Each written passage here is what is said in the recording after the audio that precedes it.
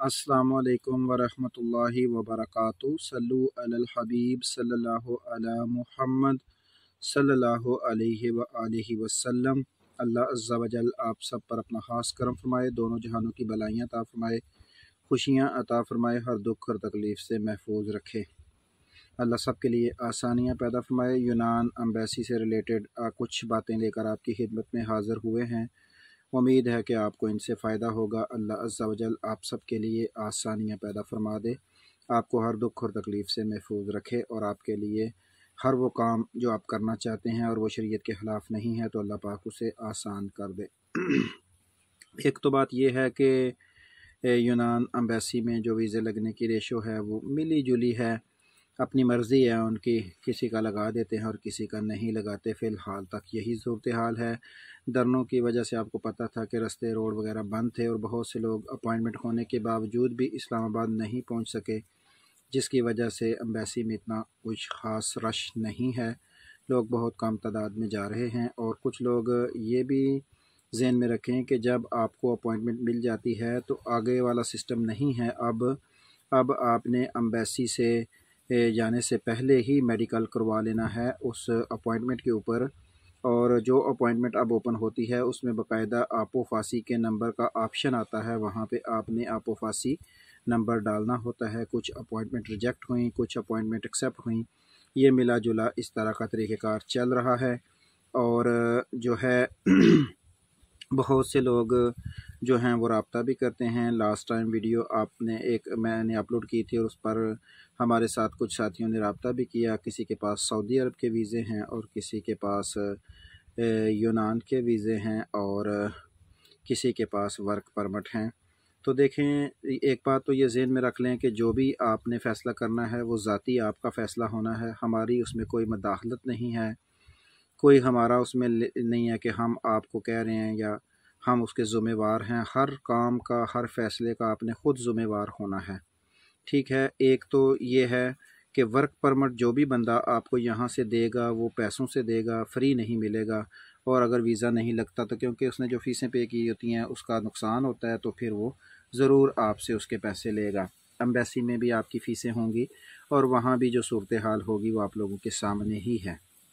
जो बंदे दुबई जाना चाहते हैं, दुबई से जो ग्रीस आना चाहते हैं, उनके लिए एक भाई ने रब्ता किया था कि वो डन बेस पे काम करते हैं और वो डन बेस पे जो है दुबई से बंदे को यूनान में लेके आते हैं, पाकिस्तान में वो गारंटी रखवाते हैं। सारे पैसे जब बंदा पहुंच जाएगा तो आप वो पैसे सारे वो उठा लेते हैं और जब बंदा अगर किसी वजह से नहीं पहुंचता, जो प्रोसेस टाइम उन्होंने दिया है उसमें जो पैसे है वो बंदा अपने वापस ले सकता है। एक भाई ने सऊदी अरब से रब्ता किया था, उनके पास एसी वाला वीज़ा था और उनके पास जो है मुख्तलिफ़ सऊदीया के आज़ाद वीज़े थे। उन्होंने भी अपना नंबर छोड़ा हुआ है। जो अफराद सऊदीया जाना चाहेंगे वो भी रब्ता कर सकते हैं। अब ये सूरत हाल है। मैं आपको एक बात बताता चलूँ, क्योंकि मैंने भी अपने रब को जान देनी है और हकीकत वही होती है जो इंसान किसी को अच्छे तरीके से आगाह करें। जो अफराद भी कहीं पे लगे हुए हैं इस वक्त सेटल हैं, सेटल से मुराद ये है कि 1 लाख प्लस उनकी सैलरी है या वो कमा रहे हैं, तो मैं उनको कतन ये मशवरा नहीं दूंगा कि वो 40-50 लाख रुपया भर के यूनान आएँ, क्योंकि 40-50 लाख रुपया लगा के वो यहाँ आएंगे और अगर उनके मामलात अच्छे ना हुए तो यहाँ उनको नुकसान होगा। क्योंकि ये इतना आसान नहीं है कि आप पाकिस्तान से आपका वीज़ा लगा, आप यहाँ आ गए और आते ही इस यूरोप में सेटल हो गए। ऐसा मसला नहीं है। 100 में से 70-80 वीज़े तो वैसे ही ज़ाया हो जाते हैं। जब बंदे यहाँ पे पहुँचते हैं, मालक उनके पास नहीं होता, किसी मालक से उनका रब्ता नहीं होता, जैसे ही वीज़े की डेट एक्सपायर होती है तो वो अनलीगल हो जाते हैं। और अनलीगल का जो यूनान में कागज़ देने का कानून 3 साल वाला है वो इस दिसंबर में ख़त्म हो जाना है। फिर उनको मज़ीद 7 साल के लिए इंतज़ार करना पड़ेगा पेपर लेने के लिए। तो ये बड़ा लंबा चौड़ा अरसा है और इतना आसान नहीं है। जब आपके पास पेपर नहीं होते तो आपके लिए और भी बहुत सी मुश्किलात का सामना आपको करना पड़ता है।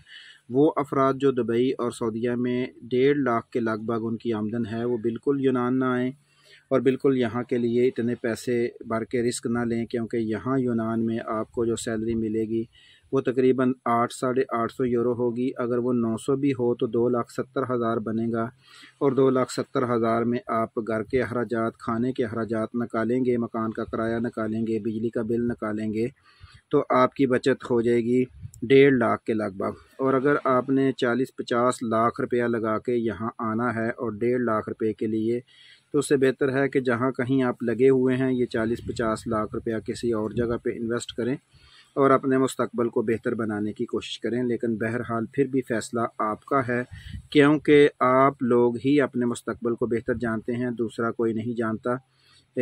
لیکن یہ ذہن میں رکھیے گا کہ سبز باغ جو ہیں وہ اتنے زیادہ اچھے نہیں ہوتے، کیونکہ جہاں بھی آپ نے جانا ہے انہوں نے آپ سے مزدوری لینی ہے۔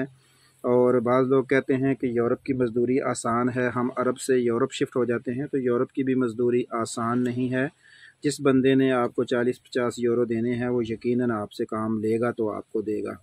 تو اس لیے جو بھی فیصلہ کرنا ہے وہ سوچ سمجھ کر کریں۔ وہ افراد جن کے پاس کام نہیں ہے وہ پہلے ہی مجبور ہیں، اگر وہ رسک لیتے ہیں نا تو ان کا رسک بنتا ہے، لیکن وہ افراد جو پہلے کہیں فٹ ہیں وہ لگی روزی کو چھوڑ کے آئیں اور ان کو آگے وہ حالات نہ ملیں جو وہ چاہتے ہیں، تو وہ ان کے لیے بھی کافی مشکل ہے۔ یہاں گریس میں جو زراعت کا محکمہ ہے اس میں اگر آپ کو زبان نہیں آتی اور آپ نئے ہیں تو آپ کے لیے بہت سی مشکلات ہیں، اور خصوصاً یہ ذہن میں رکھیے گا کہ کوئی اتنے اچھے مکانات وغیرہ، اتنی اچھی رہائشیں یہ آپ کا انتظار بالکل نہیں کر رہی۔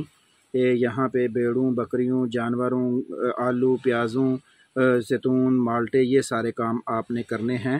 تو آپ کو پتہ ہی ہے کہ یہ کام سردی میں جب ہوتے ہیں، اوپر سے بارش ہوتی ہے، نیچے جو ہے وہ زمین گیلی ہوتی ہے، تو بہت سے معاملات مشکل ہوتے ہیں۔ تو اس لیے اپنے ذہن کو اور اپنے دماغ کو اچھے طریقے سے سیٹسفائی کریں۔ جس طرف بھی آپ نے آنا ہے پہلے اس کے اوپر سوچ و بچار کریں، اس کے بارے میں مکمل معلومات حاصل کریں، اور پھر اپنا پیسہ جو ہے اس کو ضائع کرنے کی کوشش کریں۔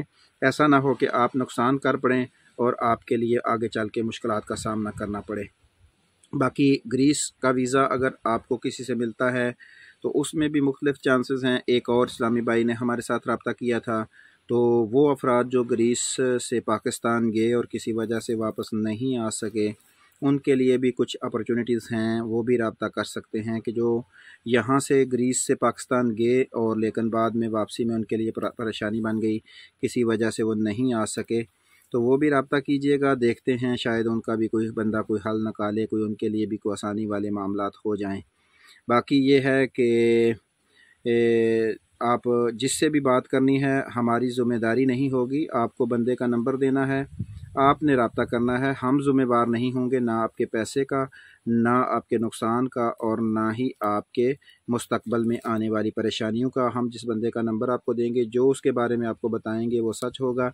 اس کے بعد اگر آپ کے ساتھ کوئی معاملہ ہوتا ہے تو اس کے ہم ذمہ دار نہیں ہوں گے، کیونکہ دیکھیں یہاں اتنے مشکل حالات آ گئے ہیں، اتنا بڑا فراڈ آ گیا ہے، اتنا بڑا فراڈ ہے پاکستان میں کہ بندہ سوچ بھی نہیں سکتا۔ میں تو حیران ہو جاتا ہوں بعض دفعہ سوچ کے کہ یار کیسے کیسے لوگوں نے نئے طریقے نکال لیے ہیں فراڈ کرنے کے۔